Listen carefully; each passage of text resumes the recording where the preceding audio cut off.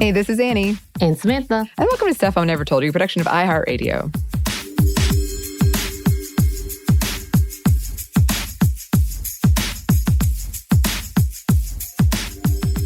Yeah, and today I don't have any questions for you, Anney. I feel like our topic matter is a little too serious for me to ask a flippant question in general. Even though, we don't want to take life too seriously, there's a lot going on in the world that we can't ignore. And this is one of those topics that we just can't ignore. Just to go ahead and give you this trigger warning. We are taking a look at the connections between misogyny, toxic masculinity, domestic violence, and mass shootings, specifically mass shootings and how they are studying it and researching it. And we want to go ahead and let you know, we're not going to talk about specific incidents necessarily. We're not going into detail about that, but we're going into a lot of the background research. And it is a heavy topic. So go ahead and again, add this to the top of you may not want to feel like listening to this one today. You've had too much and you just need some lighthearted content. This is not it. This is not the one for you. But yeah, this is a very large topic with a lot of social implications. And for the most part, we will be focusing more in the US. So just to let you know these numbers, and if we're not being clear, yeah, this is mainly incidents in the United States and the incidents that have happened here. And we're going to start off with misogyny, which is something we speak on pretty frequently, but we thought it would be good to go ahead and do a, Schoolhouse Rock level of review of what it means exactly, even with the etymology of it. But I'm not singing this time. Aww. I couldn't figure out a song for this. So according to Merriam-Webster, it means a hatred of or aversion to or a prejudice against women. Pretty simple. And just to go a bit further, this is similar to sexism, but is very specific towards discriminatory attitude toward women. And the Greek roots misogyny, which means to hate, and gene, which means woman. And the other side to that would be misandry, which is hatred of men. So there you go. You get a Greek wedding? Okay, I'm going to stop now. Yes. Okay. Right. My big fat Greek wedding. So there you go. I actually haven't seen that, and I actually got called out for it recently on the other podcast I do, Savor, because I mentioned it. We did an episode where bunt cake, and apparently bunt. Apparently there's a joke about it in my big fat Greek wedding. I know it very clearly. I know exactly what you're talking about. I should have come to you. I knew it. Well, moving on. Next, we wanted to have a definition of masculinity. And the simple definition of that is, quote, the quality or nature of the male sex, the quality, state, or degree of being masculine or manly. And again, this is from Merriam-Webster. And though masculinity in itself is not a bad thing at all, and as we've been talking about this as a descriptor in any gender, when it comes to the more harmful ideals behind the importance of masculinity, there are subset terms that are important to know, like toxic masculinity, which is something we talk about often on this show too, especially when we talk about the dangers of the extreme pressures a man may feel to be overtly or aggressively showing their manliness. According to verywellmind.com, there are many different definitions of toxic masculinity, but a few researchers have agreed that there are three core components. Toughness, or the idea that a man should be physically strong and without emotion or callous and perhaps even act aggressive or macho. Power, meaning that men should obtain power or seek to have power over others in order to gain respect, and that they should reject any and everything that can be deemed feminine, like showing emotions or empathy. And then there is hegemonic masculinity. And here we're talking about the deeper idea that men should be the more dominant of sexes in society. Originally coined by R.W. Connells, the theory is that it is, quote, a prevailing construct of masculinity as a social class that dominates women. And according to one research paper covering hegemonic masculinity and gun legislation, the, quote, ideal hegemonic man is wealthy, physically strong, heterosexual, middle-aged, educated, unemotional, independent, and white. And it doesn't just affect women, but also obviously it affects other men also, because it requires the domination of men by other men in order to rise in the hierarchy. So it's kind of like there can only be one. And of course, according to this same research, this goal in theory is unattainable, obviously. So add to this the level of trying to get to this point, but being frustrated because there's no way to actually reach it. And then also incel. And though this is not necessarily about masculinity, we wanted to throw this definition out there.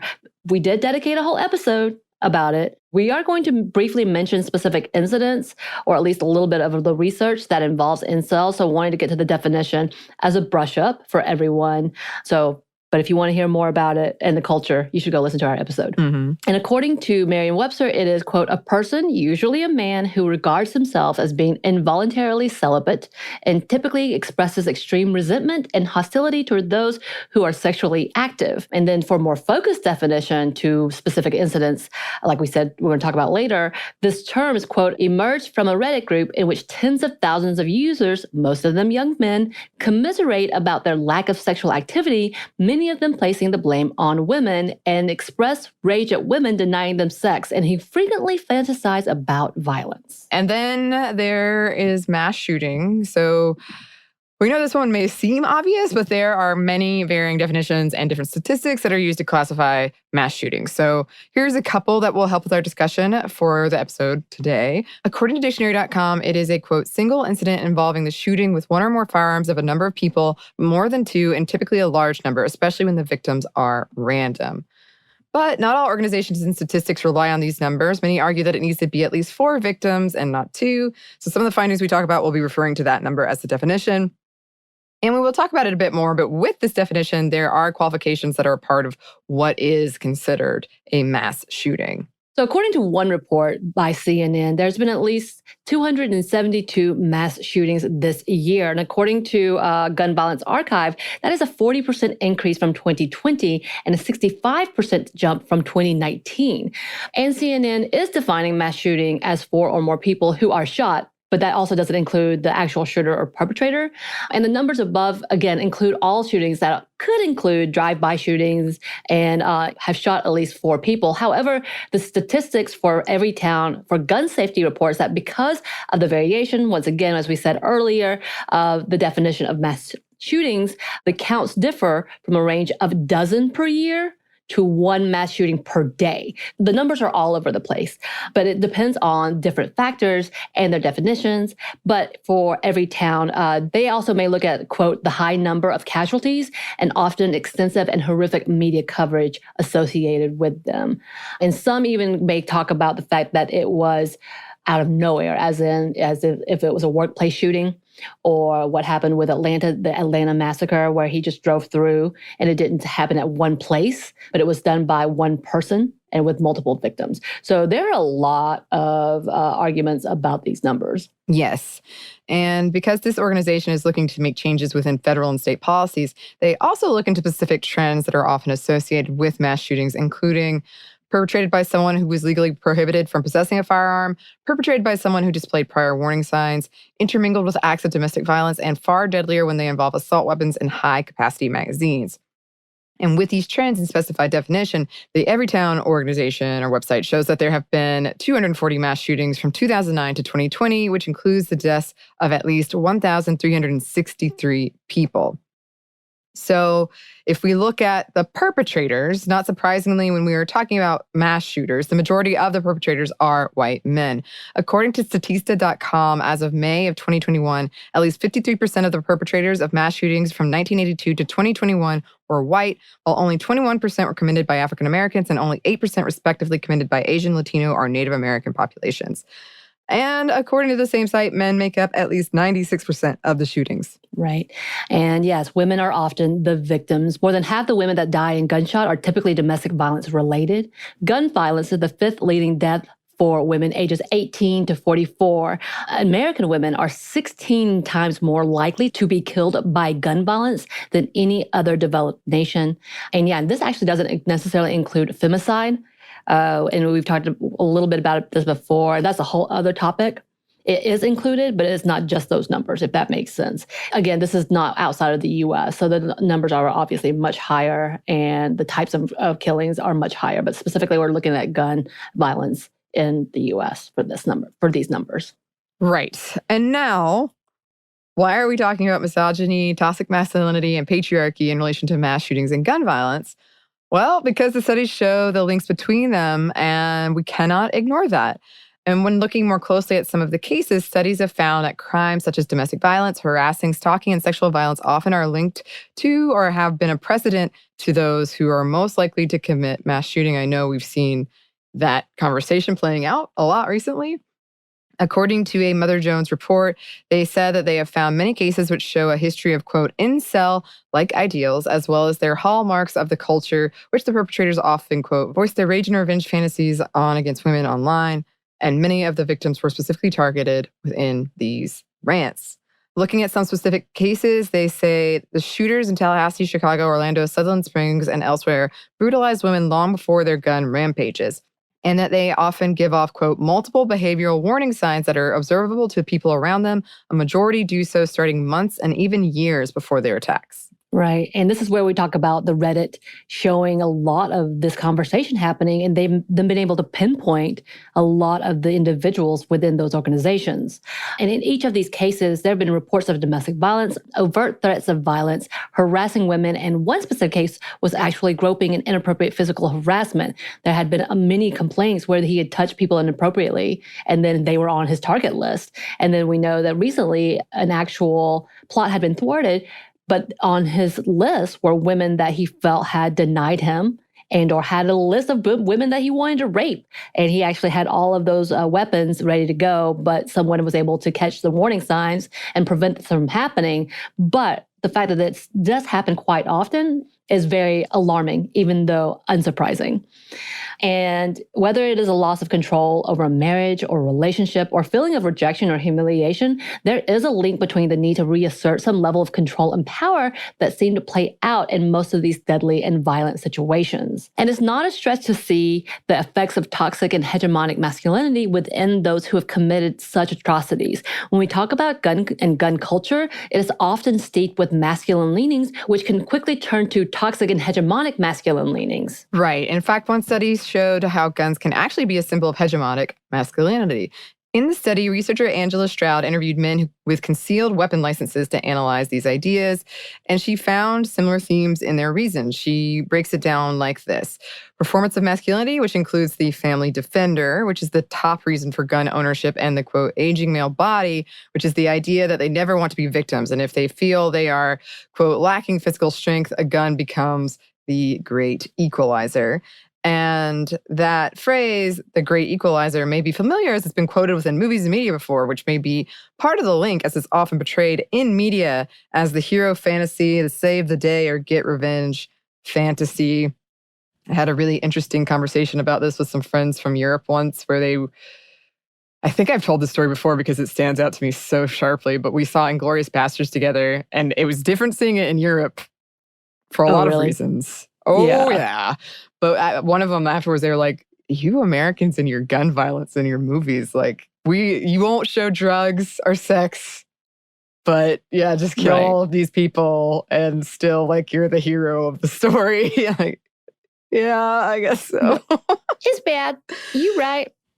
Okay, I got to think about some things. Some media I consume. And not surprisingly, organizations use these themes as a way to control the narrative for the need of guns and linking it to measures of masculinity. In another study, Scott Melzer states that the NRA uses what he calls frontier masculinity, which includes self-reliance, rugged individualism, and a strong work ethic. The NRA bolsters support to their cause. And this type of marketing continues the narrative that this is the way to hold their ground, which is another phrase we hear often in this country, and a way to protect what is theirs. Right. So essentially, this is kind of the idea of the old cowboys, Western cowboys defending their home, which, by the way, that's not how that went down. I'm sure all of you already know this. But that kind of narrative is what pushes this forward and thinking that guns mean men. But there have been jokes about, what does a gun represent for the man? Yeah. What is that anatomy? But it is something that we need to look at. Like, we may joke about it, but the actuality is it has become such a way of measuring one's strength is how many guns, or if you've got a gun. So that's really scary to think on. And when we see the mere campaign to continue to bolster sales for guns and armed weapons, it's not hard to see the marketing techniques used within these campaigns and how it influences those who would measure their manliness to their weapons and ability to, quote, protect, which fits in nicely with the narratives of the many of those who would claim they are killing out of fear or need for protection or maybe justice, which we've heard that a lot. Of course, this could lead us to talking about why there seems to be a gender line when it comes to the debate of gun control in this country. But that is a whole other episode, which we will revisit.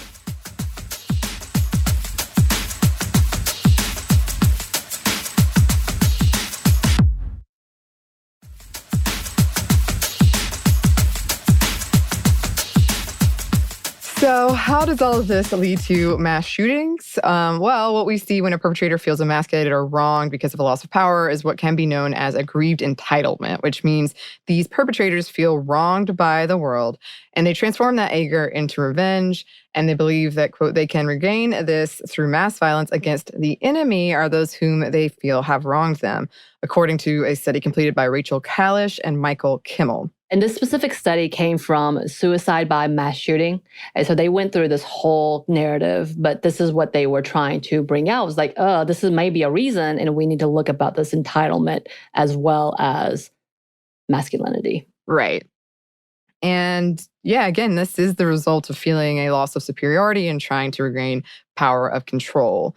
And in a study titled Masculinity, Threat, Misogyny, and the Celebration of Violence in White Men by Maria Scriptura, she talks about a level of white entitlement that factors into perpetrators of mass shootings and states, since white entitlement often protects white men from systemic disenfranchisement, these individuals are often unable to emotionally process everyday setbacks like bullying, being passed over for a job, etc. When their privileges no longer guarantees them status or success, they are unable to cope and more likely to externalize blame for their outcomes. Right. So there's a lot of conversation of why they may do this. And of course, there are studies upon studies upon studies about what this looks like in relation to gun control, in relation to domestic violence, that are all very separate, that could come together. And it's slowly coming together as we talked about it. Again, that one report from Kalish and Kimmel came from 2010. And this current one from Scriptura was in 2019. And there continues to be studies. And we know that Bloomberg did a giant study in 2020 when it comes to mass shootings and domestic violence. And we have another new one that came from the etymology from Everytown that came out in 2020 as well. So there's a lot of conversation about how to link these and what is important. And again, we talked about it earlier about gun control and gun violence and whether the CDC would be able to intervene. And they have slowly started researching what is happening, even with it being contested by other lobbyists. But okay. But we also wanted to talk about this in linking to domestic violence. And we already mentioned some of the stats linking to mass shootings and domestic violence, but we wanted to pull up some specific statistics before we dig a bit deeper in the correlation. But first, what is domestic violence? According to the National Coalition Against Domestic Violence, or NCADV, it is, quote, the willful intimidation, physical assault, battery, sexual assault, and or other abusive behavior as part of a systematic pattern of power and control perpetrated by one intimate partner against another. It includes physical violence, sexual violence, threats, economic and emotional psychological abuse. Yes, and according to the NCADV, more than 10 million adults experience domestic violence annually. 1 in 4 women and 1 in 10 men experience some type of IPV or intimate partner violence in their lifetime. From 2016 through 2018, the number of intimate partner violence victimizations in the U.S. increased 42%. In 2018, partner violence accounted for 20% of all violent crime. Intimate partner violence is the most common against women between the ages of 18 to 24. 19% of intimate partner violence involves a weapon, and about 4.5 million women have reported that they have been threatened with a gun by their intimate partners.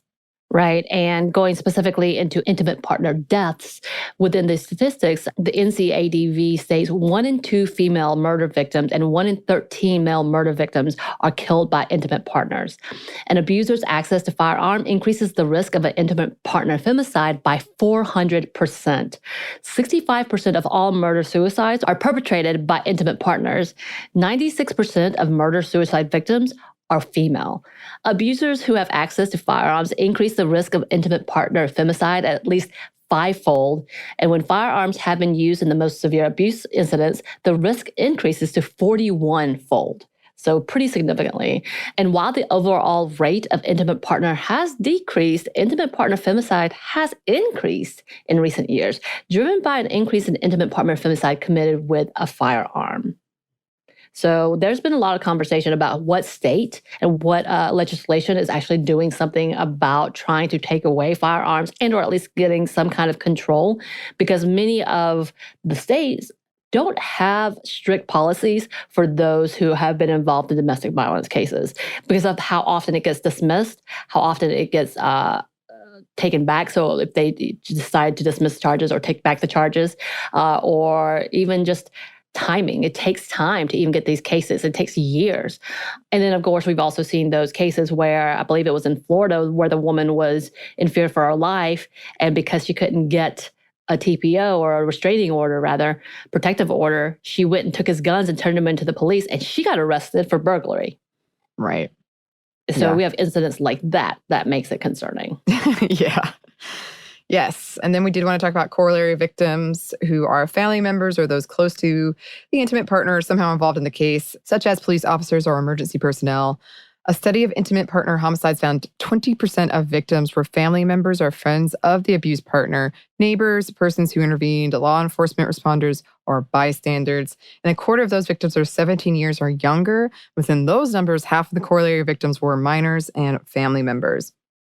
And 70% of them were killed with firearms, and more than that were killed within their residence. That's something that we need to understand as a part of the mass shootings, because oftentimes that's who gets caught up, and the multiple victims are with the main target. So oftentimes we read that the children of the target are part of the victims as well, and that's within the mass shooting victims statistics as well. So what is this correlation of domestic violence and mass shooters? And I think a majority of you probably already know, and it is really big right now because that one big study that has recently just come out. But according to those studies, it's now verified that at least 61% of the mass shootings were committed by someone who's been in the justice system for some type of domestic violence offense between the years of 2014 and 2017. And with that, it is now verified that 2 out of 3 mass shootings are linked to a domestic violence incident. And within those statistics, there is a higher rate of fatalities than with mass shootings unrelated to DV. According to that research, 1 in 6 people survive if there's a domestic violence incident or some kind of element involved, compared to 1 in 3 for non-DV related shootings. In several of the high-profile mass shooting cases, there have been details of some type of domestic or intimate partner violence. Cases like the Pulse nightclub shooting, the Texas church shooting in 2016, the Plano, Texas shooting that killed 8 people, including the shooter's estranged wife, the Colorado Springs shooting, and so many others that continue to haunt these communities. There were reports of past police or court involvement, but yet not completely seen as part of the warnings until pretty recently. I mean, some of us have definitely been sounding the alarm, like, why don't we seem to care about this? And as new research is now able to verify the clear linkage between some of these precedents, it is unclear how or if it will affect public policy nationwide. And yeah, we know this is only the tip of what needs to be discussed and the overall implications of what is happening with our society and whether or not we are able to bring any change to a broken system. It certainly feels like we've been screaming about this for years and no one's been listening. Or the people in power have been like, thoughts and prayers, move on.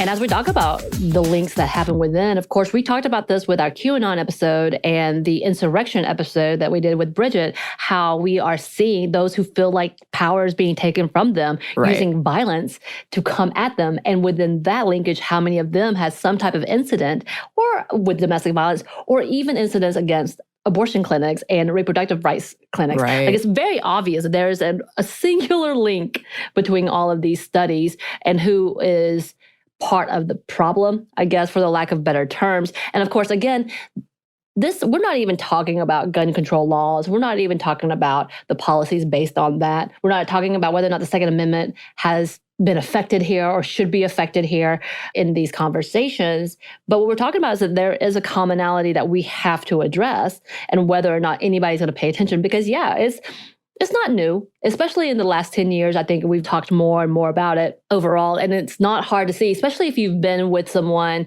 if you had a loved one involved in domestic violence or even emotional abuse, or if you've suffered that yourself or gone through that yourself or work within those communities and that types of atmospheres. It is very obvious once you see the glaring signs. Oftentimes, for those who are survivors or those who have been in the field, know the signs of what is happening. And it's really frustrating when you can't figure out a solution. And I know there continues to be a fight when it comes to gun policies and protection for the victims, which is what we're asking for. And we've talked about the back and forth of the Violence Against Women Act in the past administrations and the fact that it had to be written back in because it was so quietly taken out.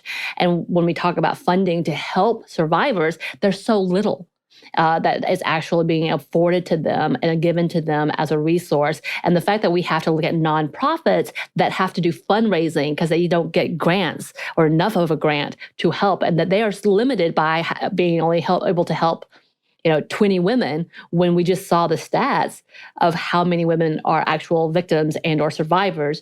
And it's really infuriating. And we're not even, again, looking at the in-depth of the financial abuse that we've talked about beforehand and what that looks like and why that is so dangerous as well, and the overall control.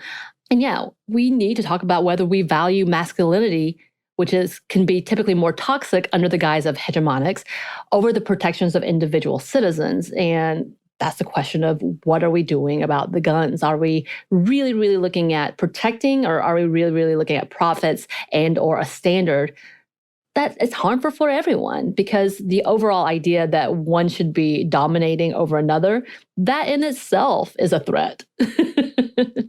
Yeah. It's frustrating conversation on so many levels, obviously, but I have gotten in fights with people before where they, being someone very adamant about, like, don't come and take my guns, saying it's all about, like, protection, safety, and control. And I'm like, well, if I walk into a place and I see somebody with a gun, I don't feel safer. I immediately feel less safe. Right. And that whole idea of, like, the best way to stop someone with a gun is another person with a gun. And I'm like, since when does it have to escalate to this? Like, we can't find another place along the line to protect more people? Right. Yeah. And yeah, that's the other part to that is, at what point do we say this is a hobby and this is status versus protection? Again, when the conversation, people want to talk about how, if you outlaw guns, people are going to get them illegally anyway, and all of these things, and or talking about how they need the bigger guns because what if something goes wrong, the fake apocalypse that's supposed to happen soon, all of these things. And I get a level, like, I hate guns. This is my own personal opinion. I hate them. They scare the hell out of me. I left one of my jobs because I was going to be enforced to have a gun. I was like, no, I'm good. I'm out. That was not my job. But I'm not even arguing about whether or not you can have a gun. I'm not arguing with you about whether or not Second Amendment rights. It's just more of that we have to think about the necessary toll it's taken and why we are not having some type of legislation or conversation about why this is controlled more than what it is, when everything else is seemingly way controlled. Women's bodies are so more controlled than guns. And that has taken lives versus all of everything else. You know what I mean? It's just kind of such a weird conversation. Again, this is not what we're talking about necessarily in this episode, the gun control stuff. We are talking about why we need to see it. And again, yeah, I think you'll find more women saying they're uncomfortable with guns than they are than men when it comes to statistics and who owns it and who is part of the NRA. There's a very clear line of genders of like who is here and who isn't. And again, there's got to be somewhat of a level of, okay, but why are people fighting so hard? Again, capitalism. In its truest form, and what this is and who is making all the money and why it's so important to them. But the fact is, it comes down to, do you trust people too? I think that's part of that conversation is you go into a relationship not realizing who you're with and finding yourself caught, and then you're caught up into this whole world that you don't understand. And then you add a gun to it and it becomes a whole new mix, obviously. And yeah, we can go back to the fact that many of the mass shootings had legal guns. Yeah. End of story.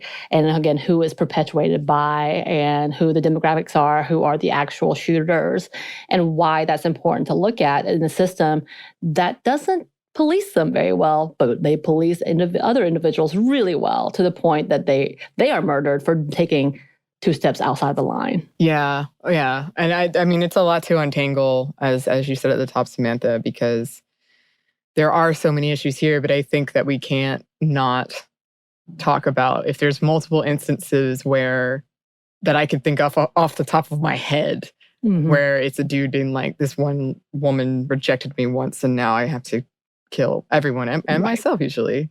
Right. And that is a problem. And we should be asking why that is.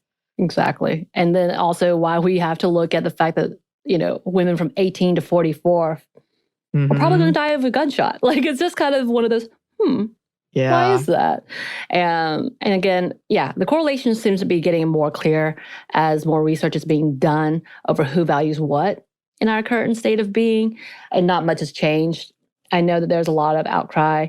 There was a shooting that I specifically remember. I think Columbine would be mine point of like, they're going to do something now. They're going to do something with gun control now. Surely to goodness, something's going to happen. And nothing happened.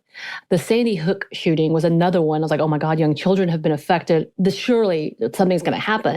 And of course, the whole ableist narrative of mental health comes in instead of guns and instead of violence against women. Because the first thing he did was he shot his mother. And I think that says a lot. He was after her and then it went bigger.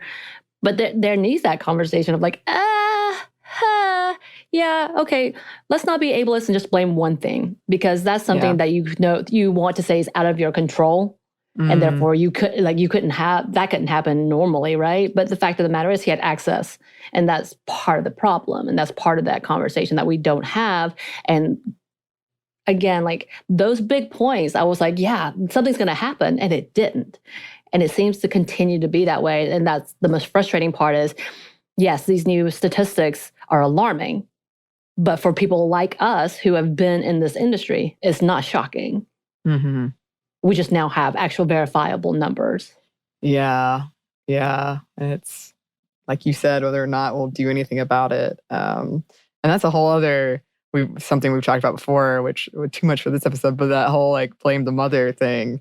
Right, it really is. It comes back a lot in these where it's like, well, she must have been. And I don't know, but it's like the fact that is, instead of him, we always are like, but that mother though, right? Right. But that's kind of that conversation of when women, and I've seen this many a times, who are victims and then their children are victims and both the mother and the father get arrested. But oftentimes the mother is the one that gets sentenced the longest for not protecting her child. Majority of the time it's because she was a victim herself and she's fearful that they're going to die if she does anything.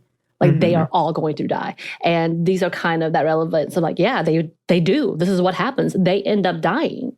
And so instead, because they didn't come out of it, because they have no other circumstance to come out of it, they're punished more so than the actual abuser. Because they as the mother should have been protecting the child. Yep. So much. There's so much here. So much. Obviously, we untangled like, there's 5 other topics here for when we all want to be Debbie Downers. Well, if you're ready to have more Debbie Downer conversations, you know where to email us. You can send those messages our way at stuffmediamomstuff@iheartmedia.com. You can find us on Twitter at momstuffpodcast or on Instagram at Stuff I Never Told You. Thanks as always to our super producer, Christina. Thank you. And thanks to you for listening. Stuff I Never Told You is a production of iHeartRadio. For more podcasts from iHeartRadio, visit the iHeartRadio app, Apple Podcasts, or wherever you listen to your favorite shows.